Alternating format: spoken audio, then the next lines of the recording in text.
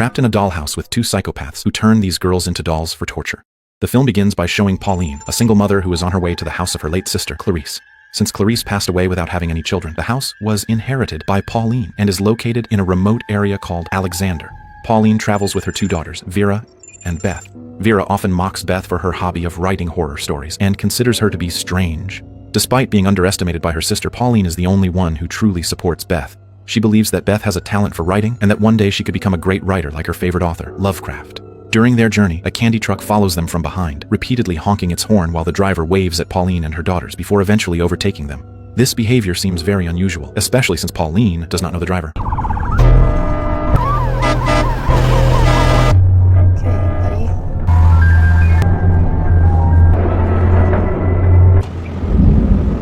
Shortly afterward, Pauline and her daughters stop at a mini-market to buy some food. There, Beth chats with the cashier and mentions that she is on her way to her aunt's house. Not long after, Beth reads a newspaper article about a series of family murders that have already occurred 5 times in the area. The most recent victims are a married couple who were killed, while their daughter, who is around Vera's age, was held captive for several weeks in the basement of their own home. Even more horrifying, the perpetrators had been living in the house during the incident.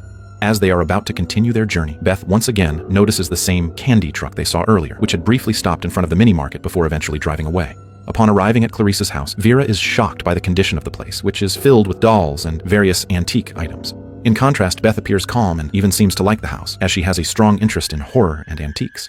In her room, Beth discovers a mirror that turns out to be a Chinese puzzle box with a hidden mechanism to open it. When she opens it, a doll suddenly pops out, startling Vera. Arcade writer bullshit, just use a laptop. It's actually a box to write about these. It's more than a mirror. A Chinese puzzle box.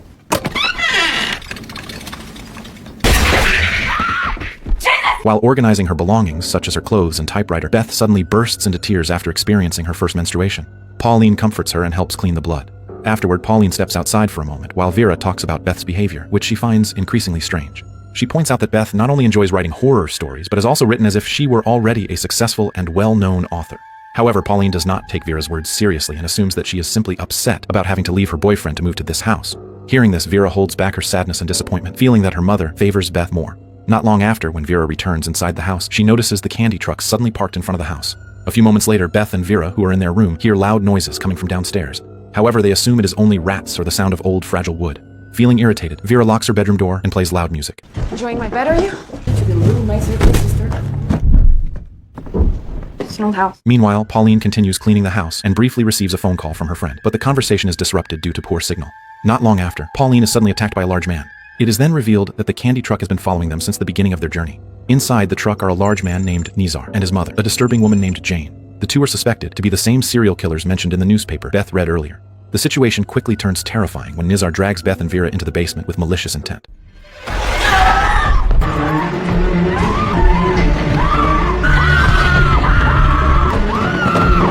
However, Beth is immediately released after it is discovered that she is menstruating. In a state of panic, Beth tries to find a way out to seek help, but all the doors in the house are locked.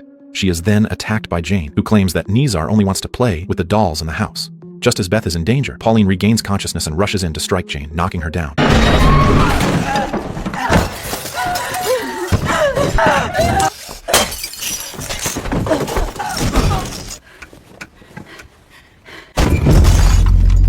'Run away, baby.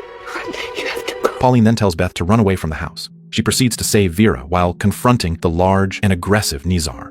Despite being severely injured, as a mother determined to protect her children, Pauline ultimately manages to kill Nizar and stab Jane in the neck when she attempts to attack from behind. No! Fire!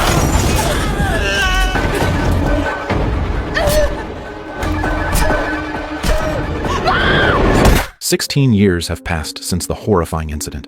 The trauma continues to haunt Beth, as she often recalls the event and even relives it vividly in her dreams. Now, Beth has grown into a successful horror novelist. Her latest work, Incident in a Ghostland, has become a bestseller, retelling the tragic events that once happened to her family. Interestingly, despite living in a modern era, Beth still writes her novels using a typewriter. She is now married to a handsome man and has a young son.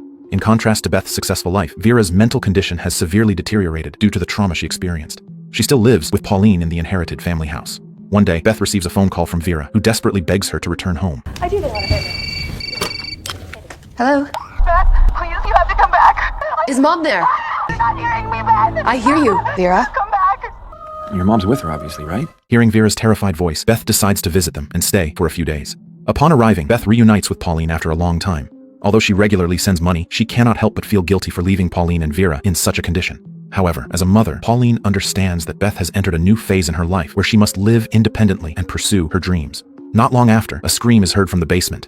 Since the incident 16 years ago, Vera has continued to live in fear, as if something is constantly terrorizing her, just like on that dreadful night. Because Vera often locks the basement door from the inside and hides the key, Pauline has made a duplicate and placed it above the doorframe. Beth and Pauline quickly go down to the basement, where they find Vera hiding inside a wardrobe. The key above the door. She hides the key down there. I made a copy. Vera, where are you? Vera, are you hiding the first aid kit Beth in the wardrobe to your left?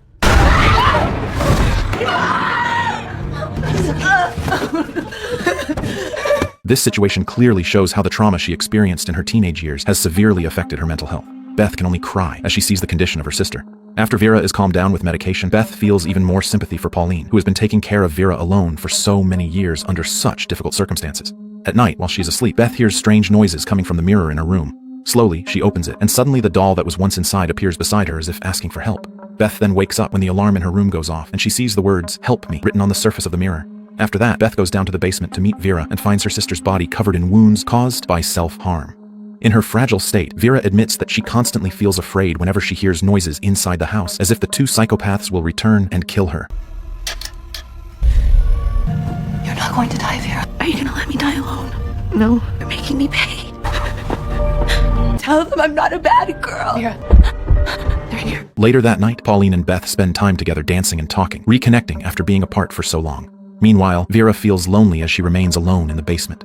As Beth is about to read a novel before going to sleep, she suddenly sees Vera in her room, appearing like a doll, with both of her hands handcuffed to the bed and clearly terrified. Without hesitation, Beth rushes out of the room to find the key to the handcuffs. However, the door suddenly locks from the inside, making Beth even more panicked. Pauline explains that the room does not have a duplicate key like the basement. When Beth returns to Vera's room, her sister suddenly comes out and behaves as if she is being tortured.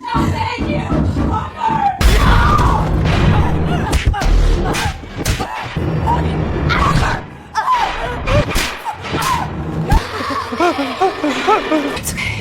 Here you go, here you go. After Vera is finally calmed down, Pauline decides to wait for the ambulance she has called on the main road.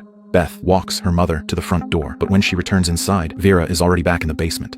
Not long after, Beth experiences a flashback of the past, particularly the moment when Vera was attacked by Nizar. After that, Beth can only wait for her mother while staying alert in case Vera comes out of the basement again late into the night. Exhausted, she eventually falls asleep and later wakes up to the sound of a dog barking outside the house. Shortly after, a mysterious woman suddenly appears and renders Beth unconscious. The next morning, Beth wakes up on the sofa and is shocked to see her face swollen as if she has been beaten. She immediately tries to find her mother, but Pauline has not returned and the door is still locked. Overwhelmed by exhaustion, despair, and sadness, Beth begins to scream hysterically. Eventually, she gathers the courage to go down to the basement on her own. There, she finds Vera with her face also badly swollen. At first, Beth assumes that Vera has lost her sanity and is responsible for her injuries. However, Vera repeatedly slaps Beth in order to bring her back to her senses and force her to face the truth. Shortly after, fragments of the incident from 16 years ago are revealed, from Beth being attacked by Jane to Pauline trying to protect her children. In the end, it becomes clear that Beth has been trapped in her own delusion all this time. In reality, she is still being held captive in the basement of the house, along with Vera. Even more tragically, Pauline had actually died at the hands of Jane, suffering multiple fatal stab wounds. Stop it, Beth! You're still here. You just need to face the truth. Try to accept reality! Come back! Once in your life, stop running away! It's just us now. You have to let her go. She died.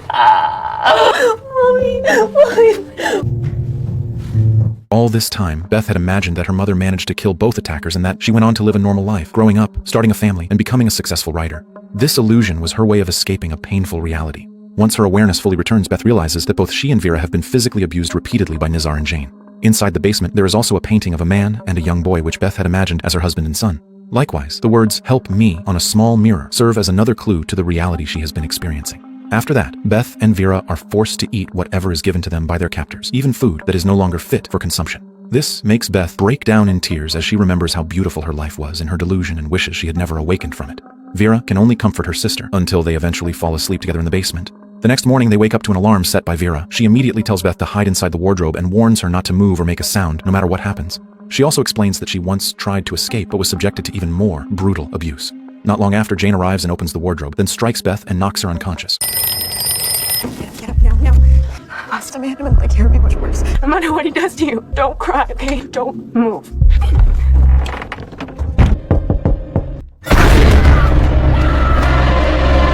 When Beth regains consciousness, she finds herself in a room filled with dolls, her hands bound in handcuffs while Jane applies makeup to her as if she were a doll. Even more horrifying, Beth sees her mother's lifeless body lying in the next room. After that, Jane takes Beth to another room filled with dolls and places her in the center as if she is part of the collection. When Jane leaves, Beth discovers a sharp metal spike on one of the dolls and hides it in her hair as a means of defense. Shortly after, Nizar enters the room. Terrified, Beth tries to remain completely still, following her sister's instructions. Fortunately, Nizar picks up a real doll, as he is unable to distinguish between a human and a doll. However, Beth watches in horror as he treats the doll violently, crushing its fingers and burning its hands with fire. The overwhelming fear causes Beth to lose control and cry. Nizar then approaches her and attempts to harm her, even trying to burn her wrist.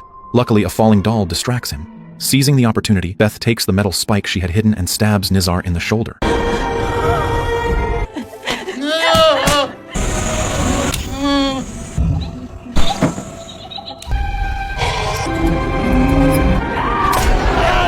While Nizar is distracted, Beth slowly tries to escape, but he soon realizes and attempts to attack her again. In desperation, Beth spots her typewriter and uses it to strike Nizar, knocking him unconscious. The noise draws Jane's attention, and she forces her way in by breaking the door. However, Beth manages to hide behind the mirror in her room. Although she nearly gets caught due to a sound coming from the dolls, Jane eventually assumes that Beth has escaped through the window and leaves the house. Taking advantage of the situation, Beth quickly heads to the basement to rescue Vera. However, just as they are about to escape, Jane returns and nearly catches them. Fortunately, her attention is diverted once again by Nizar, who is still in pain. They eventually manage to escape and run as far as they can through the forest until they encounter two police officers on the road. One of the officers immediately reports the situation over the radio to a colleague who happens to be at a mini-market. The cashier recognizes the description and confirms that the two girls are Vera and Beth, and she also knows that they were previously on their way to Clarice's house with their mother. However, suddenly, Jane arrives at the scene, kills both officers, and captures Beth and Vera once again.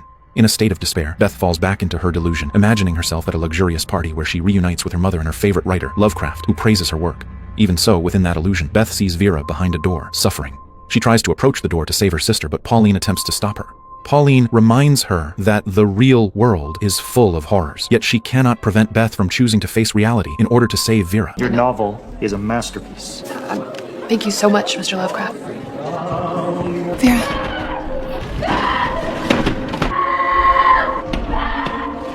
Don't listen to her, Beth. The world is an ugly place to be, hon. There is nothing left for you there. You sure you want to do that? She's still my sister. Go, baby. Beth finally regains consciousness at the moment she is being brutally attacked by Nizar. Fortunately, Nizar's attention is briefly diverted by a doll inside the mirror. Taking advantage of this, Beth rushes into another room and confronts Jane, who is about to kill Vera. In a desperate struggle, Beth even bites and injures Jane. Shortly after, Nizar returns and attempts to attack them again. In the end, after all the horrifying events, Beth and Vera are finally rescued and manage to escape from the cursed house.